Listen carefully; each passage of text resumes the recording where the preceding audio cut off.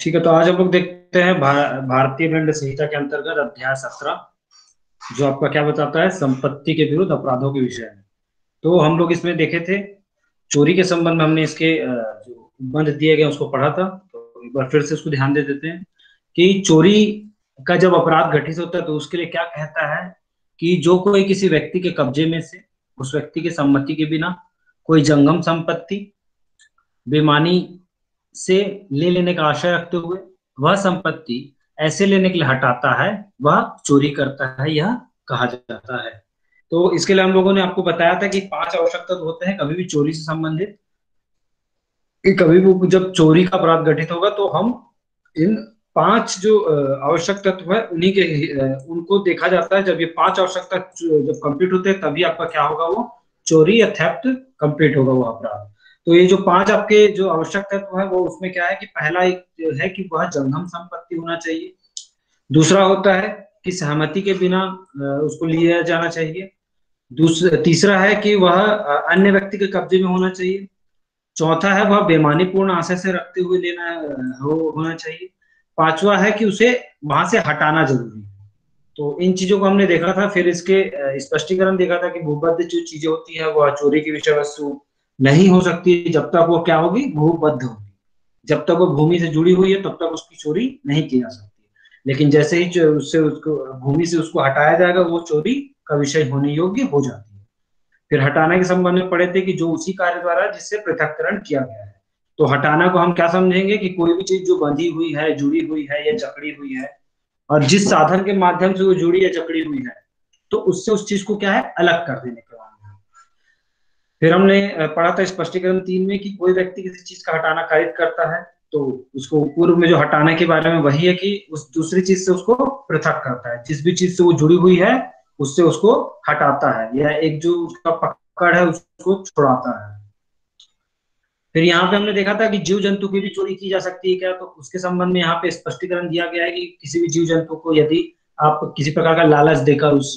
लालच देते हैं और वो जीव जंतु, चाहे वो कुत्ता हो, बिल्ली हो, गाय हो, घोड़ा हो, ठीक है, तो ये जीव जंतु अगर आपके पीछे चलना शुरू कर देता है अपने मालिक को छोड़कर या मालिक के कब्जे से बाहर होकर, तो ऐसी स्थिति में क्या होगा, वह जीव जंतु की चोरी हो सकती है और उसको जीव जंतु को क्या माना जाएगा, चोरी के लिए हटाया गया माना जाएगा। फिर जो सम्मति के बारे में बताता है स्पष्टीकरण की, जो सम्मति होगी वो क्या होगी, आपकी अभिव्यक्त भी हो सकती है, विवेक्षित भी हो सकती है। तो इसी में फिर दृष्टांत हमने पढ़ा था कि यह कि सम्मति के बिना वृक्ष के संबंध में समझा था कि वृक्ष की कैसे, जैसे ही वह बिना उसकी आज्ञा के या बिना उसकी सम्मति के उस चीज को काटता है और वो बेईमानीपूर्ण तरीके से काटता है तो उसका क्या हो जाएगा, चोरी हो जाएगी उस वृक्ष की। फिर यहाँ पे एक जब हमने ये स्पष्ट दृष्टांत देखा था कुत्तों के ललचाने वाली वस्तु के संबंध में, कि ये देखा था कि जैसे ही कुत्ते को कब ललचाने के लिए कोई वस्तु देते हैं और वो कुत्ता क्या आपके पीछे चलना प्रारंभ कर देता है, उस व्यक्ति के पीछे चलना प्रारंभ कर देता है, तो ऐसा क्या क्या होगा, चोरी के तहत आ जाएगा। तो यहाँ पे फिर वो एक चीजें पड़ी थी बैल के संबंध में कि जैसे ही एक दिशा में हाँकना शुरू करोगे तो वह जैसे ही गतिमान होगा, जैसे ही उसने गति पकड़ी तो वो क्या हो जाएगा, आपका चोरी के अंतर्गत आ जाएगा।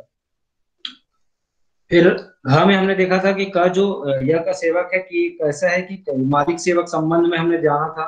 कि यदि किसी मालिक ने अपने सेवक को कुछ चीजों को रखने के लिए दिया है, देख रेख करने के लिए, और वह जो सेवक है उन चीजों को लेकर भाग जाता है, तो ऐसा कार्य क्या होगा, चोरी के अपराध के तहत माना जाएगा।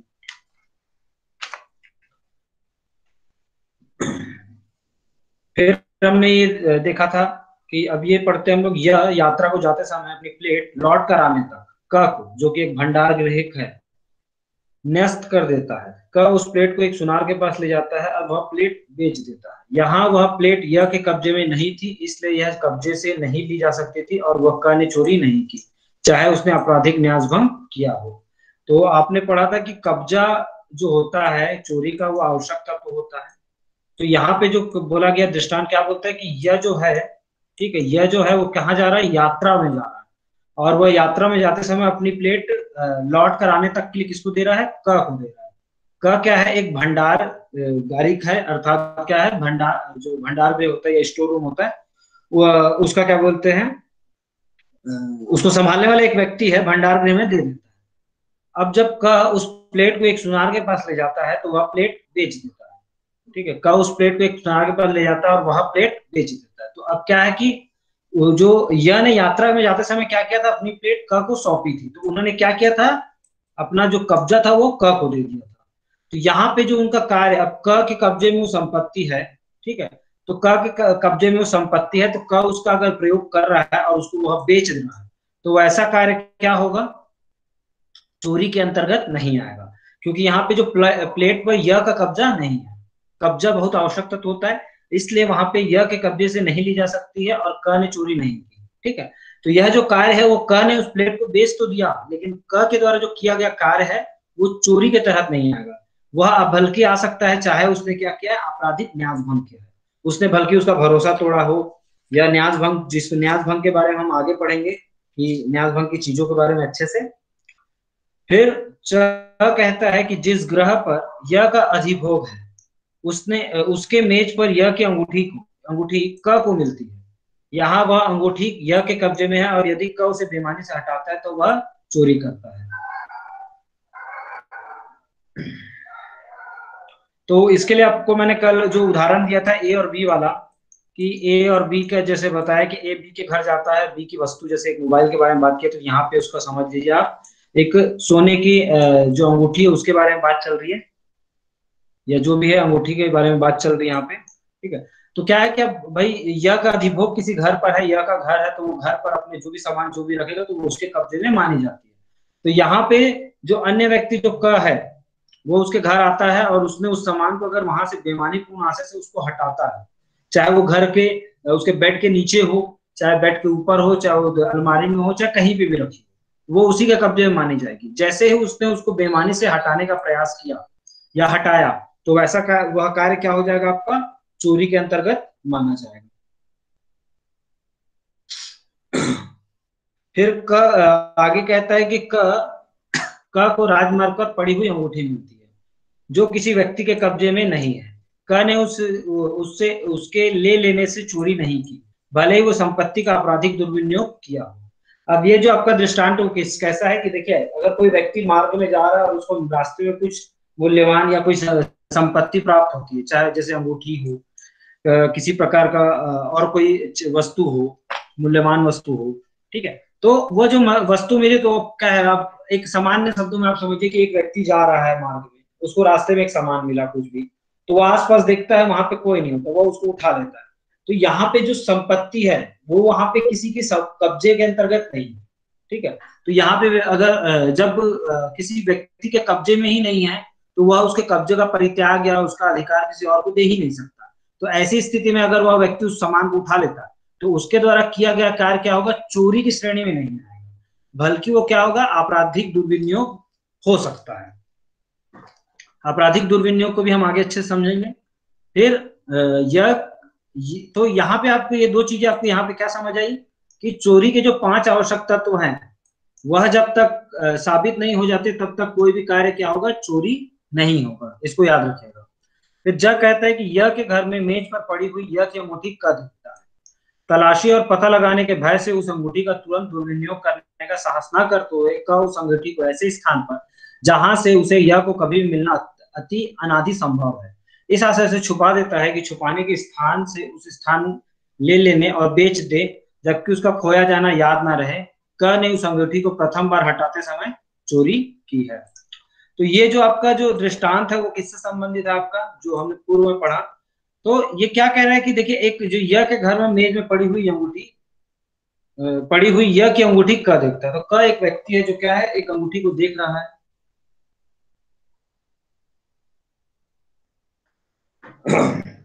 तो यहाँ पे क्या बोल रहा है कि यह के घर में जो यह का घर है वहां उसकी अंगूठी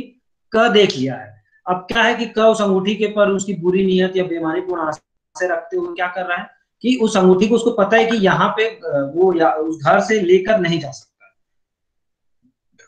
तो उस चीज को उस तुरंत जिस कार्य को नहीं कर सकता है, तो वो क्या करता है, उस अंगूठी को पकड़ के घर के ही किसी किनारे में, किसी गमले में या किसी भी ऐसे स्थान में छुपा देता है जहां पे क्या है कि यह को वो कभी मिल ही नहीं सकता या मिलना अति अनादि संभव है। मतलब इसकी संभावना बहुत ही कम है कि कभी उस व्यक्ति को वो चीजें मिल जाएगी। ठीक है, तो उस आशय से छिपा देता है और छिपाने के स्थान से उस समय ले ले और बेच दे, जबकि उसका खोया जाना याद ना रहे। तो जैसे ही उसने क्या किया, वो छुपाया, तो वह छुपा जैसे ही उसने उस अंगूठी को छुपाया, तो वहां पे उसका कार्य क्या हो जाएगा, चोरी का अपराध हो जाएगा। उसने वहां पे चोरी कारित कर दिया। तो यहाँ पे क्या लिखा है कि वह क्या, और अगर वो जब जैसे इसके आगे लिखा है ना, इस आशय छिपा देता है कि छिपाने के स्थान से उस समय ले ले और बेच दे, जबकि उसका खोया जाना याद ना रहे। तो क्या है, उसको छुपा देता है और सोचता है कि जब इस व्यक्ति को ये जो यह है, उसको ये चीज याद नहीं रहेगा कि उसकी अंगूठी खोई थी, तब वह आने वाले समय में, आगे वर्तमान भविष्य में कभी भी उस अंगूठी को ले लेगा और बेचेगा। ऐसा उसकी सोच होती है। तो यहाँ पे जो उसका कार्य है, जो प्रथम बार करता है, तो वह जो कार्य होगा वो चोरी के अंतर्गत। दोबारा अगर वह उस अंगूठी को लेकर बेच देगा तो वो चोरी का कार्य नहीं होगा। तो प्रथम बार जो कार्य किया जाएगा, क्योंकि यहाँ पे क्या है, वह चोरी का कब्जा भी उसके पास है, लेकिन जैसे ही उसने चोरी कर ली तो उसका कब्जा बदल जाएगा। तो यहाँ पे जब प्रथम बार किया गया कार्य चोरी होगा, और दोबारा जो कार्य करेगा वो दूसरी कुछ चीजें हो सकती है, लेकिन चोरी नहीं होगी। फिर झ बोलते हैं यह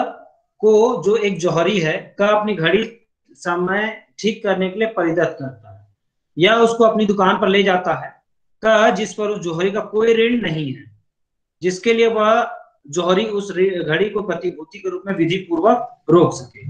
खुले तौर पर उस दुकान में घुसता है, यह के हाथ से अपनी घड़ी बलपूर्वक ले लेता है और उसे ले जाता है। यहाँ कार्य भले ही आपराधिक अत्याचार और हमला किया, उसने चोरी नहीं की है, क्योंकि जो कुछ भी किया उसमें उसने बेईमानी से नहीं किया है। तो ये क्या है कि देखिए, अब इसको ऐसा समझिए कि एक व्यक्ति है, वो अपनी घड़ी क्या है, दूसरे जो दुकानदार है उसको क्या करता है, बनाने के लिए या ठीक करने के लिए उसको दे देता है। अब भाई उसका जो वहां पे उन्होंने जो कार्य किया, तो उसका उसने कब्जा उस व्यक्ति को दे दिया, अन्य व्यक्ति को। अब सारी जिम्मेदारी उस व्यक्ति की है, लेकिन क्या है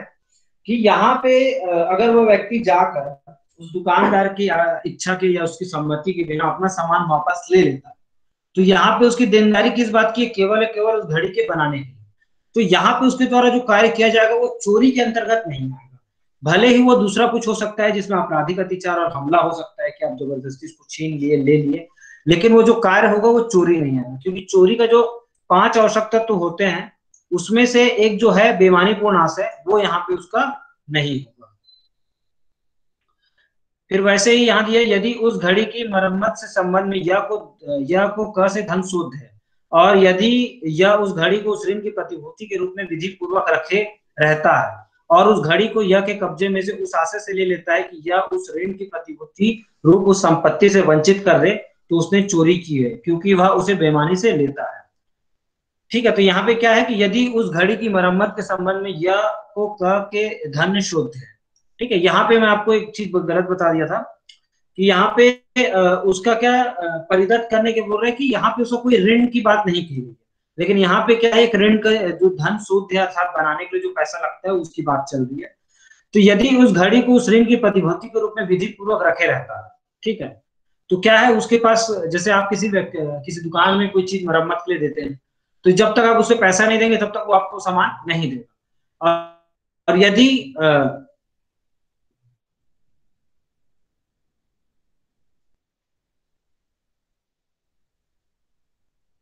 ठीक है, तो यहाँ पे जो कार्य है, अगर वह व्यक्ति उस पैसे को ना देने के हिसाब से करता है, ठीक है, तो वहां पे उस व्यक्ति का कार्य क्या होगा, बेईमानी से किया जाएगा, क्योंकि उसको क्योंकि बेईमानी के लिए हमने क्या पढ़ा था, सदोष अवरोध, सदोष हानि और सदोष अभिलाभ। तो यहाँ पे अगर एक व्यक्ति को सदोष हानि और एक व्यक्ति को सदोष अभिलाभ हो रहा है, तो यहाँ पे बेईमानी पूर्ण से आ गया उसका। और बाकी सारी चीजें तो सेम है कि उसके पास कब्जा है, सम्मति का बिना उससे ले रहा है, फिर वो जंगम संपत्ति है और उसको वहां से हटा रहा है, और वो बेईमानी पूर्ण है, तो यहाँ पे उसका कार्य होगा चोरी का। और यहाँ पे वो चीज जो है उसका चोरी का कार्य नहीं होगा, क्योंकि यहाँ पे जो उसका क्या है कि वो बेईमानी से नहीं करता उस कार्य।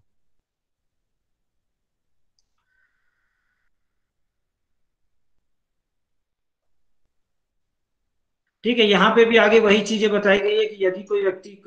यदि का अपनी घड़ी या के पास से प्राणायाम करने के बाद घड़ी के बदले लिए गए ऋण को चुकाए बिना उससे यह के कब्जे में से यह की सम्मति के बिना लेता है तो उसे चोरी की है। यद्यपि वह घड़ी उसकी अपनी ही संपत्ति है,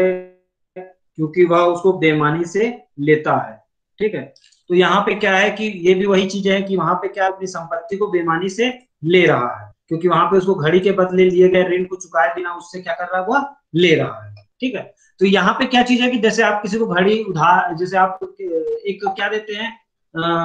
किसी से कुछ पैसे अगर उधार लेते हैं या किसी प्रकार ऋण लेते हैं, तो उसके बदले क्या उसको आप कोई संपत्ति देते हैं। और क्या है, उस संपत्ति को प्राप्त जब आपको करना है तब क्या करेंगे, आप उसका ऋण चुकता करेंगे। तो यहाँ पे अगर आप बिना ऋण चुकता किए जबरदस्ती उससे उस घड़ी को ले लेते हैं, तो ऐसा कार्य क्या होगा, चोरी होगा, क्योंकि यहाँ पे उसका आपका जो आशय है वो क्या है, बेईमानीपूर्ण है। तो इसी तरह की चीजें दृष्टांतों में दी गई है आगे भी कि एक वस्तु को जो समय तक रखे लेने के आशय से, जब तक कि उसे प्रत्यावर्तन के लिए पुरस्कार के रूप में उसे यह से धन अभिप्राप्त ना हो जाए, यह की सम्मति के बिना यह के कब्जे में लेता है, वहां क बेईमानी से लेता है, इसलिए क ने चोरी की। तो यहाँ पे देखिए कि कभी भी जब बेईमानी पूर्ण आशय आएगा, ठीक है, उसके कब्जे से किसी अन्य व्यक्ति के कब्जे से लिया जाएगा, तो ऐसा चीजें क्या हो जाएगी, चोरी के तहत आ सकती है।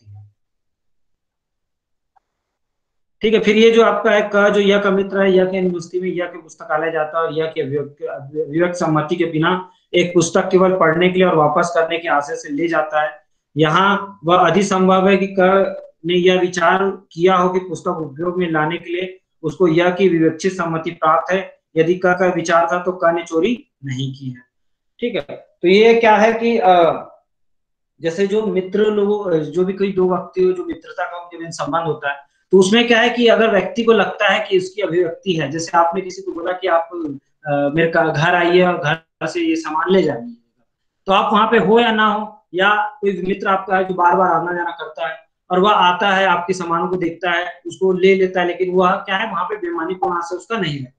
वह बोलता है कि उसको क्या है कि उसको ले लेगा और बाद में उसको वापस करने का आशय से अगर ले जाता है, तो ऐसा कार्य क्या होगा, चोरी के अंतर्गत नहीं आएगा। क्यों, क्योंकि वहां पे जो उसका आशय है वह बेईमानीपूर्ण नहीं है।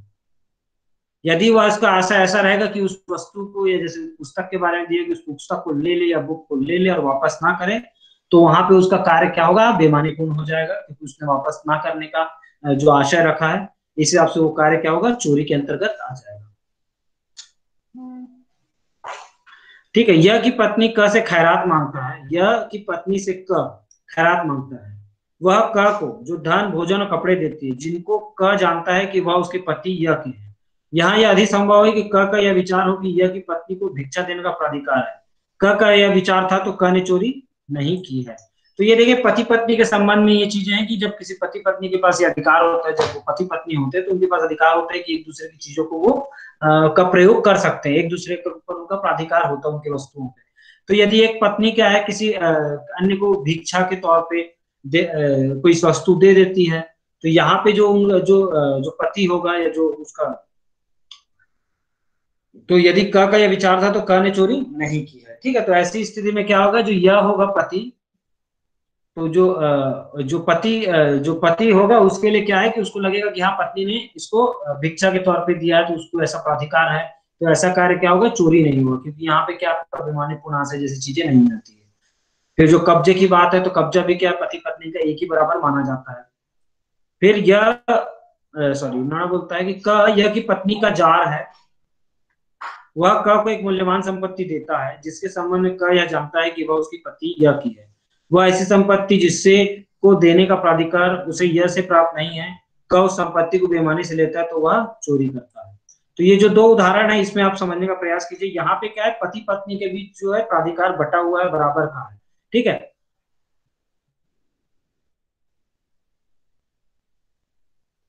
तो यहाँ पे देखिए, यहाँ पे क्या लिखा है, जो क है, क कौन है, एक भिक्षुक है या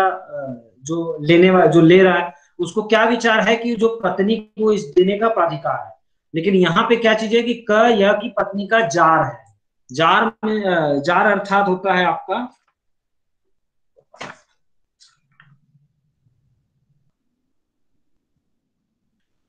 परमोरर बोला जाता है, मतलब एक प्रकार से जो अवैध संबंध होता है उस प्रकार की चीजें होती है। तो वहां क को एक मूल्यवान संपत्ति देता है जिसके संबंध में क यह जानता है कि वह उसके पति यह की है। ठीक है, तो वह क्या है, इसको मूल्यवान संपत्ति देती है, और जिसके संबंध में क को क्या पता है कि यह उसके पति का है। और वह ऐसी संपत्ति जिसे देने का प्राधिकार उसे यह के प्राप्त नहीं है। और उसको साथ ही ये बात भी पता है कि जो वह संपत्ति उसके पति की संपत्ति वह उसको दे रही है, उसमें उसका प्राधिकार नहीं है कि वह उसको वह संपत्ति दे सके। तो ऐसा कार्य यदि है तो यहाँ पे यदि क उस संपत्ति को बेईमानी से ले लेता है तो वह व्यक्ति क्या कर रहा है, चोरी करता है। क्योंकि यहाँ पे जो संपत्ति है वो पत्नी को देने का अधिकारी नहीं है उस संपत्ति के मामले में। फिर आपका त कहता है कि यह की संपत्ति को अपनी स्वयं की संपत्ति होने का सद्भाव पूर्वक विश्वास करते हुए ख के कब्जे में से उस संपत्ति को क ले लेता है। यहाँ क बेईमानी से नहीं लेता, इसलिए वह चोरी नहीं करता। ठीक, तो इसके लिए आप ऐसा समझ सकते हैं कि जैसे आपने एक सामान्य सा एक उदाहरण बता रहा हूं कि आपने एक व्यक्ति को गाड़ी की चाबी दी और बोला कि गाड़ी मेरी बाहर पार्क है ना, बाहर आप गाड़ी उठा लीजिए। अब उस व्यक्ति को क्या है कि आपकी गाड़ी का नंबर और ये नहीं पता। अब वह जब वहां जाता है तो वहां दो प्रकार की एक ही जैसी गाड़ियां खड़ी रहती है। अब वह क्या करता है कि उस गाड़ी में चाबी लगाता है, उसको लेके चला जाता है सद्भाव पूर्वक विश्वास करते हुए कि यह गाड़ी उसकी है। थोड़ी देर बाद अब उसको ऐसा लगता है, लेकिन बाद में थोड़ी दूर जाने के बाद उसको लगता है कि ये गाड़ी दूसरे की है। जब उसको महसूस होता है तो ऐसा वह कार्य करता है, तो यहाँ पे वो क्या होगा, वह चोरी के अंतर्गत नहीं आएगा, बल्कि वो कुछ दूसरा कार्य हो सकता है लेकिन वो चोरी नहीं होगा, क्योंकि वहां पे क्या उसका बेईमानी पूर्ण आशय नहीं था। ठीक है, इसलिए वो चोरी के अपराध के तहत नहीं आएगा। तो आपको ये सारी चीजें समझ आ गई होगी, मैसेज करके बता सकते हो ये दृष्टांत।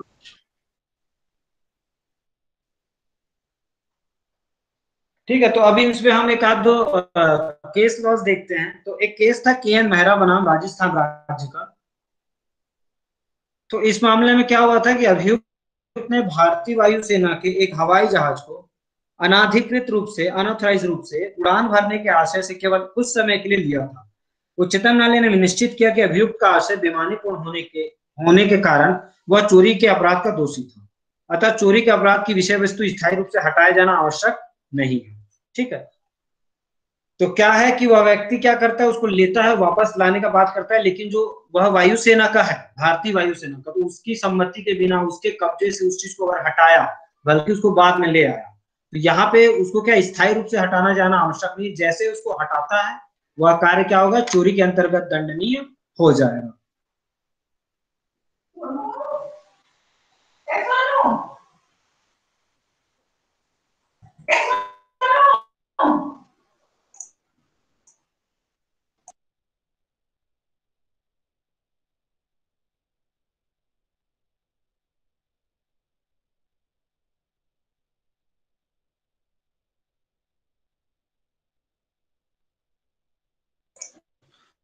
ठीक है, तो फिर आगे देखते हैं हम लोग की और एक मामला था सतीश बनाम राधा वल्लभ का। इसमें बताया कि केवल वस्तु को ले जाने मात्र से चोरी का अपराध कारित नहीं हो जाता जब तक कि अभियोजन पक्ष यह साबित ना कर दे कि अभियुक्त का आशय बेईमानीपूर्ण था, जिसके परिणाम स्वरूप किसी को सदोष लाभ या सदोष हानि हुई हो।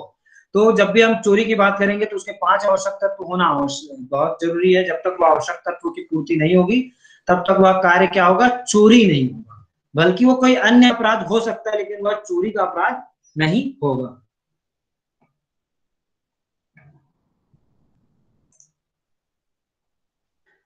फिर हम लोग देखते हैं कि जो 379 है वह आपका बताता है चोरी के लिए दंड। तो हमने ऊपर देखा 378 में आपका चोरी के बारे में बताया गया कि 5 उसके आवश्यक तत्वों को बताया गया है। तो उसके लिए दंड का जो विधान है वो बताया कि जो कोई चोरी करेगा, मतलब जो 378 के तहत किया गया जो अपराध के संबंध में बातें कह रहा है, तो वह दोनों में से किसी भांति के कारावास का जिसकी अवधि 3 वर्ष तक की हो सकेगी या जुर्माने या दोनों से दंडित किया जाएगा। तो चोरी के लिए दंड कितना रहेगा ये याद रखिएगा, 3 साल तक की सजा का प्रावधान रखा गया है। साथ ही साथ इसमें आपका क्या हो सकता है, जुर्माना हो सकता है या आपका दोनों हो सकता है बोथ। ठीक, फिर आगे हम देखते हैं 380 जो बताता है निवास गृह आदि में चोरी। तो ये बोलता है कि जो कोई ऐसे किसी निर्माण, तंबू या जलियान में चोरी करेगा जो निर्माण, तंबू या जलियान मानव निवास के रूप में या संपत्ति के अभिरक्षा के लिए उपयोग में आता हो, वह दोनों में से किसी भांति के कारावास से जिसकी अवधि 7 वर्ष तक की हो सकेगी दंडित किया जाएगा और जुर्माने से भी दंडनीय होगा। तो ये जो आपका 380 है ये 378 का जो चोरी का जो अपराध है वो बृहद रूप में बढ़ता है, तो उसके बारे में बताता है। और इसके जो आगे जो 381 है वह भी उसी के ग्रुप को बताता है कि लिपिक या सेवक द्वारा स्वामी के कब्जे की संपत्ति की चोरी के संबंध में। तो ये जो आपका धारा है 380 का जो मुख्य उद्देश्य क्या है कि मनुष्य के रहने के लिए अथवा संपत्ति की अभिरक्षा के लिए उपयोग में लाई जाने वाली किसी भवन, तंबू या जलयान में रखी गई संपत्ति को विशेष संरक्षा प्रदान करना है। तो जो चीजें होती है कि देखिए जो मानव निवास के तौर पे उपयोग में लाई जाती है उसको क्या, देखिए चोरी का जो ऊपर अपराध जो वर्णित किया गया वो सामान्य चोरी की चीजों को बताया गया है। जो 380 में आपका बताया निवास गृह आदि में चोरी, तो जो ऊपर 378 जो आपका है वह चोरी के अपराध को बताता है। ठीक है, अब यही चोरी का जो अपराध है यदि वो किसी मानव निवास के स्थान में किया जाए, तो आप जब समझते हैं कि देखिए जहां पे जो दिया किसी निर्माण, तंबू या जलयान, तो ये जो जब ये जो स्थान होते हैं ये क्या होते हैं, मानव समुदाय के लिए एक बहुत ही संरक्षित स्थान के तौर पे देखे जाते हैं। आपको पता है जब भी आपके ऊपर कोई ऐसे आपको लगता है कि कोई विकट परिस्थितियां हैं, कोई संकट है या किसी प्रकार की परेशानी, तो आप अपने क्या है जो भी आपका निर्माण स्थल है, तंबू है, जलयान है, वहां जाकर क्या करते हैं, वहां जहां आप वहां निवास करते हैं, तो वहां आप क्या महसूस करते हैं, प्रोटेक्टिव महसूस करते हैं। अब अगर उस जगह पे अगर चोरी जैसा अपराध कारित किया जाए तो उसके लिए क्या है, तो ऐसे मामलों में क्या होगा, जो सजा की अवधि या दंड का जो की अवधि होगी वो 7 वर्ष तक की हो सकेगी। तो आपको यहाँ पे याद रखना है कि जो 7 वर्ष तक का प्रावधान यहाँ पे रखा गया है किन चीजों के लिए, निवास गृह आदि में चोरी, जो किसी भवन, तंबू, जलयान में जो रखी गई संपत्ति के उपयोग, संपत्ति के संबंध में हो सकता है।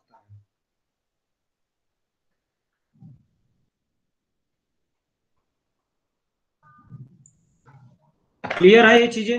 फिर हम देखते हैं 381, ये बताता है आपका लिपिक या सेवक द्वारा स्वामी के कब्जे की संपत्ति की चोरी। तो जो कोई लिपिक या सेवक होते हो, ये याद रखेगा, यहाँ पे जो शब्द लिखे गए लिपिक या सेवक, ठीक है, तो लिपिक या सेवक होते हुए या लिपिक या सेवक की हैसियत में नियोजित होते हुए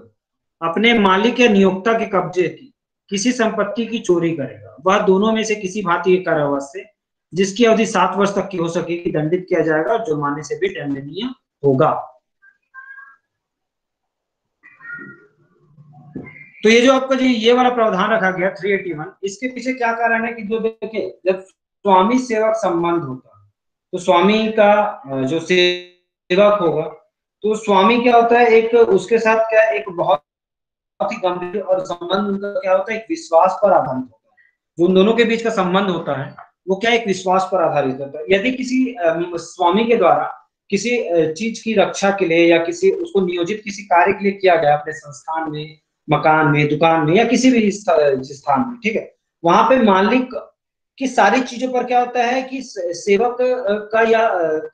दायित्व होता है कि उसकी वो अभिरक्षा करे और उसको को संरक्षित रखे। यदि ऐसा कार्य अगर उसके स्वयं लिपिक या सेवक ही द्वारा किया जाएगा, ठीक, तो वह क्या है उस विश्वास को तोड़ेगा जो उसके ऊपर बनाए हुए। तो इस आधार पे क्या है कि जो लिपिक या सेवक द्वारा स्वामी के कब्जे की संपत्ति की चोरी की जो बातें की गई है उसके लिए 7 वर्ष तक की सजा का प्रावधान रखा गया है। साथ ही साथ इसमें क्या रखा गया, आपका जुर्माने का उससे भी दंडनीय रखा गया। तो जो आपका 380 और 381 जो है 381, इन दोनों में आपका 7 वर्ष तक की सजा का प्रावधान है। ये देखिए जो आपका निवास स्थान होता है वो आदमी को क्या है, एक संरक्षित स्थान प्रदान करता है। आप अगर अपने भवन में किसी प्रकार की संपत्ति रखते हो तो वह आपका एक संरक्षित स्थान होता है। तो वहां पे आप ये विश्वास के साथ रखते हो कि यहाँ पे आपका सामान के का नुकसान नहीं होगा या आपको किसी प्रकार का की सदोष हानि नहीं होगी। उसी तरह एक लिपिक और जो लिपिक या सेवक जो स्वामी के द्वारा नियोजित होते हैं उनके ऊपर भी क्या होता है, विश्वास की धारणा बनी होती है। तो ये जो दोनों चीजें अगर इस प्रकार की चोरी किसी निवास स्थान या किसी लिपिक सेवक के द्वारा की जाती है तो उसके लिए 7 वर्ष तक का प्रावधान, दंड का प्रावधान रखा गया है।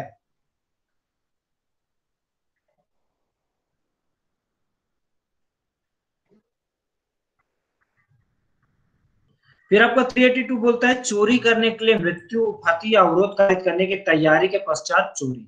ठीक है, तो ये जो आपका 382 है वो क्या है, चोरी के लिए मृत्यु, उपहति या अवरोध कारित करने की तैयारी के पश्चात चोरी।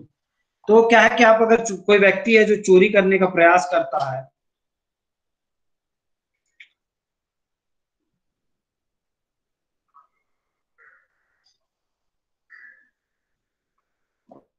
ठीक है, तो चोरी के लिए क्या है, वो किसी प्रकार का अवरोध या किसी प्रकार का उसको हानि पहुंचाने की तैयारी के बारे में बताता है। इसको पढ़ते हैं कि जो कोई चोरी करने के लिए या चोरी करने के पश्चात निकल भागने के लिए, तो यहाँ पे दो बातें लिखी गई, आपको ध्यान देना है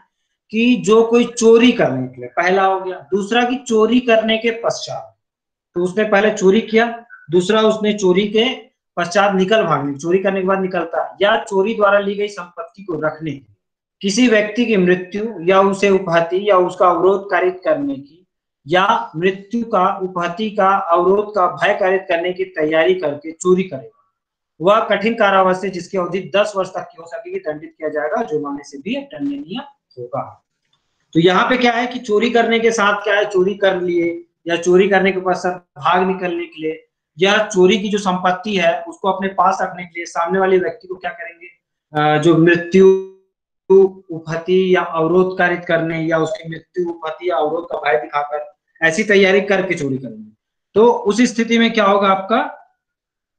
जो दंड की अवधि होगी वो 10 वर्ष तक की हो सकेगी। इसको ऐसे समझ सकते हैं कि यदि कोई व्यक्ति चोरी करके भाग रहा है और दूसरा व्यक्ति उसको पकड़ लेता है, मगर पकड़ने का प्रयास कर रहा है और वो व्यक्ति उसके सामने आ जाता है, तो वो सामने वाले जो चोर है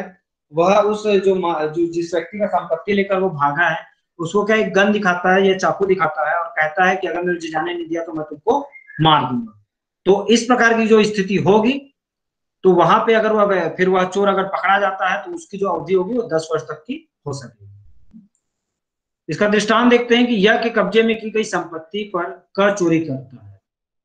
तो यहाँ पे क्या है, यह के कब्जे में की संपत्ति पर क चोरी करता है। वह चोरी करते समय अपने पास अपने वस्तुओं के भीतर एक भरी हुई पिस्तौल रखता है, जिसे उसने यह द्वारा प्रतिरोध किए जाने की दशा में यह को भर्ती करने के लिए अपने पास रखा था। क ने इस धारा में परिभाषित अपराध किया है। क यह कि जेब काटता है और ऐसा करने के लिए अपने कई साथियों को अपने पास इससे नियुक्त करता है, यदि यह समझ जाए कि क्या हो रहा है तो प्रतिरोध करे या यह को पकड़ने का प्रयत्न करे तो वे यह का अवरोध करें। क ने इस धारा में परिभाषित अपराध किया है। तो ये दो जो बातें वो क्या कहती है आपकी, कि एक चोर है, चोरी करने जाता है और साथ में क्या करता है, अपने पास पिस्तौल रखा है या जो बंदूक रखा है, ठीक है। तो वह जो पिस्तौल है उसका प्रयोग क्या कर सकता है कि यदि वो चोरी करते समय कोई भी वह घटना घटित हुई या पकड़ा गया तो उसके लिए क्या वो अपनी सेफ्टी के लिए रखता है कि अगर ऐसा कोई प्रतिरोध होगा तो वह उसका प्रयोग कर लेगा। तो इस स्थिति में उसका जो अपराध होगा वो क्या होगा, 382 के तहत माना जाएगा। फिर उसी तरह यहाँ पे क जो जेब काटने वाली बात है, तो इसमें क्या है कि क या कि जेब काटता है और अपने आसपास कुछ लोगों को रखता है, ताकि क्या है कि यदि वह व्यक्ति समझ जाएगा कि उसकी जेब काटी जा रही है या उसको एहसास हो जाएगा कि यह व्यक्ति चोरी कर रहा है, तो वह प्रतिरोध करने या उसको पकड़ने का प्रयास करेगा, तो जो अन्य व्यक्ति होंगे वह क्या करेंगे, उसको भागने में मदद करेंगे या उस व्यक्ति को पकड़ लेंगे, तो किसी प्रकार का वह अवरोध कारित करेंगे। तो उस स्थिति में क्या होगा, यह आपका 382 के तहत अपराध, जो चोरी का अपराध होगा, उसमें कि चोरी करने के लिए मृत्यु या कारित करने की तैयारी के बाद चोरी की गई है। तो हमने देखा कि 378 से लेकर 382 तक में आपका जो बंद है वो क्या बताता है, चोरी से संबंधित है। तो आज की कक्षा यहीं पे समाप्त करते हैं और कल हम लोग देखेंगे उद्यापन, जो 383 में बता आपको